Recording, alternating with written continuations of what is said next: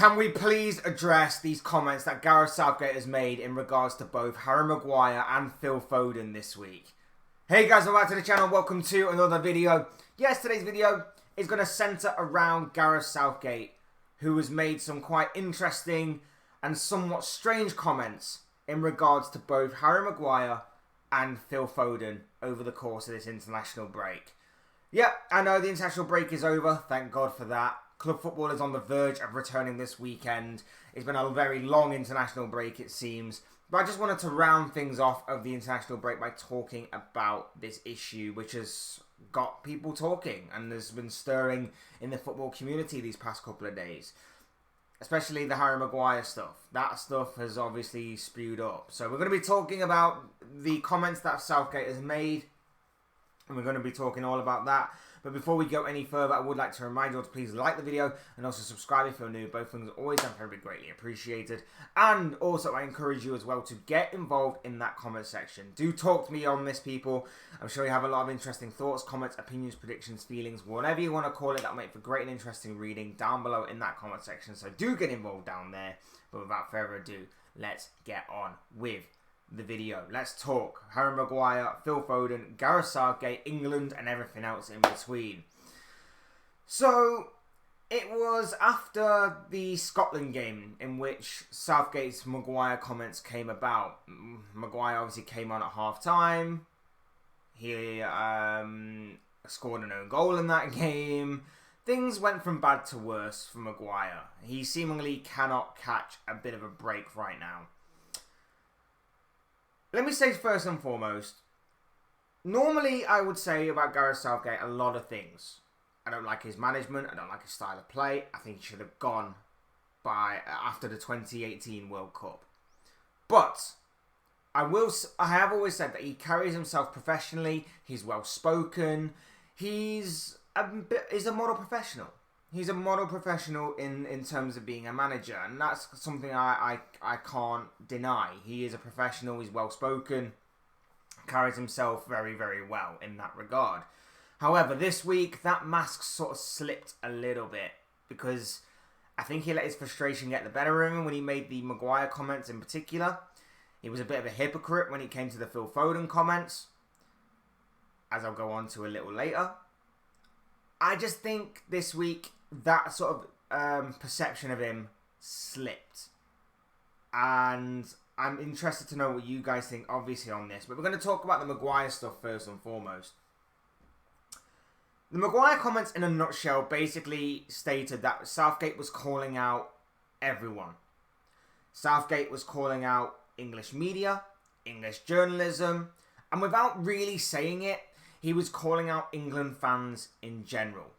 His quote read, "It is a joke. I have never known a player to be treated the way that he is, not from the Scottish fans, but by our own commentators, pundits, whatever it is." Seemingly suggesting everybody that has ever watched an England game, that is an England fan. There you go. They have created something that is beyond anything I have ever seen. He's been an absolute stalwart for us in the second most successful English team in decades, and he's been a key part of that. Now, I agree that he's been a key part of the England setup because, let's face it, I'll be honest, he's not an abysmal player. He's not an awful player. He can be a little bit unprofessional at times in some of the things that he comes out and says. I know that he's not exactly helped himself in recent years, particularly at a club level. He's said a few things that are not great or haven't helped his case in any sort of way, shape or form. But for England, it is clear that his England career outweighs his club career, particularly at Manchester United, because of how good he has seemingly played for England over United. And there is a reason for that. Playing style, setup, tactical analysis. England play a different way to Manchester United. England are more, despite having a team that has got a lot of attacking prowess and potential, obviously having a defensive-minded coach doesn't help. They are restricted by Southgate, in my opinion. So when Maguire is surrounded by 4 other defenders and 2 defensive midfielders, they sit a little deeper than they normally would, and with international football being a little slower in general, of course he's going to look better than what he is. But that's not a dig at Harry Maguire. Maguire just suits a particular and specific style of play. If he went to West Ham, for example, as he should have done this summer, I'm sure we would be seeing a better Harry Maguire right now than what we've seen in recent years. If he went to maybe an Everton, say, I think we would be seeing a better Harry Maguire than we have seen in recent years. The way that United want to play is not a way that suits Harry Maguire, which is why he has failed so much since obviously joining the club several years ago. There is a player in there. He's not abysmal, he's not terrible, he's not a bad influence, he's not toxic, he's not any of these kinds of bad connotations. He is a average defender who suits a certain style of play. That's what I'm going to say on the Maguire playing stuff. Now, in regards to Southgate's comments, I get the defence. I 100% get his defence. It's a manager defending his own player. I get that. That's what happens in the media all the time. Of course it is. Because the manager's going to say anything that makes anything happy. He's not going to call him out in public unless he's really done something to annoy him. It's a standard defence of a player in public, which is what we should expect. We should get used to it. We shouldn't read too much into it because it's what obviously would happen. But at the same time, it is what it is. I also think that Southgate has a bit of a soft spot for Maguire, not just in terms of picking him, but in terms of obviously the scrutiny he's been coming under. Because Southgate was a former defender, of course. He was a former centre-back himself, so he can understand where Maguire's coming from. He's been in Maguire's position. He knows about the heavy weight that position comes under, whether it be for club or for country. So he knows about that. And he obviously knows that Maguire's been in the firing line for both club and country. So that's why he's leapt to his defence very, very passionately, very strongly, in the way that obviously he has done. He knows that obviously it wasn't so long ago that his own club fans were booing him. He was a club captain at the time, and Manchester United fans were booing him. His own fans turned against him. Not all of them, of course. Some of them were not. Some of them were. But he knows that. So it's obvious for a player to come out, for a manager to come out and defend his player. But to go as far as calling out the media, journalists, and let's face it, fans, without saying the word fans, it was fans, commentators, people on Twitter, people on social media, people on YouTube, like me, this guy, right now, people like anybody else. He called everybody out. And I think that may have been a bit too far. There are justified reasons why people dislike Maguire in the England setup. Now, I'm not going to make excuses for the ones that go overboard and don't know the fine line between criticism and abuse. People that abuse Maguire are idiots. People that abuse any player in general are idiots. Of course they are. It's the people that are criticising him. They are right to do so, if it's justified. And this is justified to me. Harry Maguire is not playing regular first team football. Other defenders that play for England are. Lewis Dunk, Levi Colwill. They've played the first 4 games for their clubs. Why are you still playing Harry Maguire over them? It's not an agenda. It is just asking the question. It is just wondering why, if you are an England manager, why you are choosing players based on reputation rather than form. As England fans, we've always said that we always want the best of the best, and that's why we want players that are playing well to feel like they've earned their place in the national side. Any other side will probably say the exact same thing. If a player isn't playing, They don't want him in the team. They want someone that's earned the right to play, earned their position in that national squad. And Maguire sitting on the bench at Manchester United, not moving away from Manchester United when he could have done this summer, and probably should have done this summer. A guy who chose and stayed at Manchester United to be content with sitting on the bench, being the third, fourth, maybe even fifth choice centre-back option at that club, is getting in ahead of players that are working their socks off each and every week, that are wanting to play for England. That's what we're annoyed at. We're not annoyed at anything else other than that.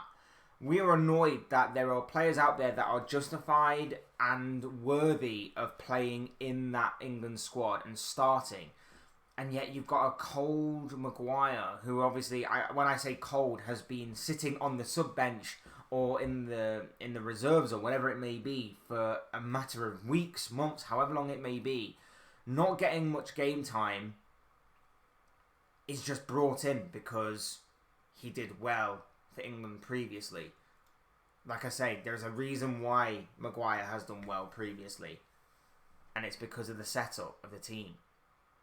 But when you look at that England squad and you look at all the attacking players it's got and you look at the potential it's got, we need a new manager that is going to let that attacking spirit breathe. It's going to let that attacking spirit be free, and it's going to let that attacking spirit be exciting to watch. Not this defensive setup where we sit deep, we have 2 DMs, we have 5 defenders, and every time that we seemingly come up against a challenging opponent, we crumble. That's the reasoning here. It's not an agenda or anything.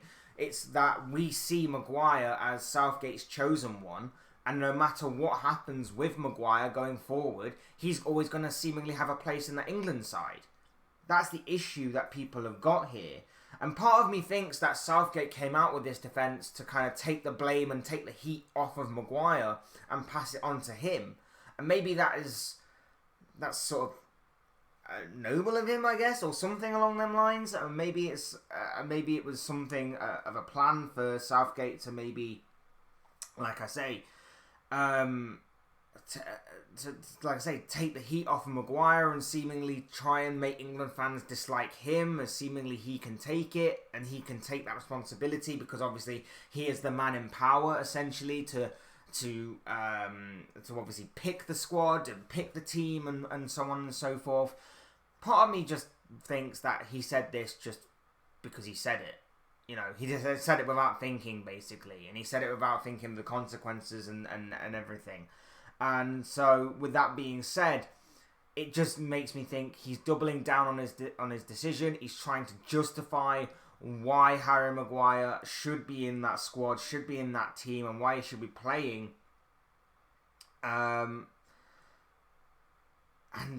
I just overall think it was probably for the best that he said nothing at all.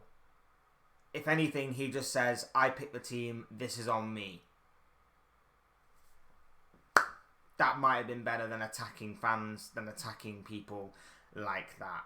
I just think it was a very, very strange comment and very strange quote to kind of state. But it wasn't the only strange, interesting, and albeit somewhat dumb comments that Southgate has made this week. He was also talking about Phil Foden. And he was talking about how Foden prefers a more central role within the squad and whether or not Southgate was going to consider accommodating for Foden's preference. Southgate went on to say that, well, he doesn't for his club, so presumably there's a reason for that. You'd have to speak with Pep Guardiola, the best coach in the world, who plays him from wide. So, just because Guardiola's not doing it, Southgate feels the need to not do it. Sorry, but is this coming from the same manager that played Calvin Phillips against Scotland midweek? Who is a player who Pep Guardiola doesn't even choose ahead of Rodri? Is this coming from a manager who, well, we've already talked about Maguire not playing for Manchester United, haven't we? Who picks Harry Maguire ahead of the likes of Lewis Dunk and Levi Colwill, who are playing for their club right now? Is this a manager who, against Malta, played Trent Alexander-Arnold in midfield? Now, that was successful. Of course it was. Trent had a fantastic game and he was key to everything good about England's performance in that game. But did he not play him out of position, even though he plays predominantly right back for Liverpool? Is this not a manager who has several different times during his reign as England manager tried to crowbar in 3 right backs into the same starting 11? I don't think he was conscious or aware of what he was saying during these things that he said about these 2 players. I'm just saying that Foden is a phenomenal talent, but it is strange the way that he's talked about Foden in not just this quote, but in the past as well. And I find it strange the way that his defence of Harry Maguire has led to more heat being thrown onto both him and Maguire than if he'd have said nothing. Or if he'd have given the most basic, generic sort of answer of, I made the decision, we'll leave it at that. It's strange to me. It's very, very strange. And when you go through the list of things that kind of debunk his arguments and debunk his defences and criticisms, it's strange. And attacking fans as well just adds on top of that and makes it even worse in my opinion. And for me, he needs to go. He needs to go. I think if England want to have future success at major tournaments, he needs to go anyway. But I just find this all very strange, the way that he seemingly has all of these players and doesn't know how best to operate with them, how best to use them. And like I say, the football isn't great. The football's not great. The potential is there. Everything is there for this England side to be set up to be major players in international football for the next several years to come. But it won't be if you don't have the right brains behind the operation. And Southgate isn't the right brains behind that operation. So, for me, it's time for him to go. But, obviously, we know the FA are going to stick with him. Unless, obviously, he does something majorly catastrophic within the next year or so. Or in the very near future. The FA are going to stick with him. And that is all she wrote on that. But as I always say, these are just the thoughts, comments, opinions, predictions, feelings, whatever you want to call it, of this guy. I want to know what you guys think. What do you make of these comments that were made by Gareth Southgate in regards to both Harry Maguire and Phil Foden over the course of the international break? Would love to know your thoughts, your comments, opinions, predictions, feelings, whatever you want to call it, on anything to do with that or anything to do with England or Southgate or whatever the case may be. I'm sure it will all make for great and interesting reading down below in that comment section, so do get involved down there. Otherwise, hit the like button on the way up if you enjoyed the video. Subscribe if you are new or want to see more content like this. Both things are always have to be greatly appreciated. And as always, thank you all so much for watching and listening. I've been Fletch. This has been another Fletch Talks video. And I will see and speak to you all again soon in another video or live stream or whatever it may be. Cheers, guys. Have a good one. Talk to you soon. Take care. Have a good day.